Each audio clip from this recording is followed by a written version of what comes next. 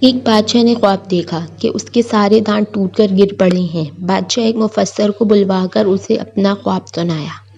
مفسر نے بادشاہ سے کہا، بادشاہ سلامت، اس کی تعبیر یہ بنتی ہے کہ آپ کے سارے گھر والے آپ کے سامنے مریں گے۔ بادشاہ کو بہت غصہ آیا، اس نے مفسر کو قتل کر دیا۔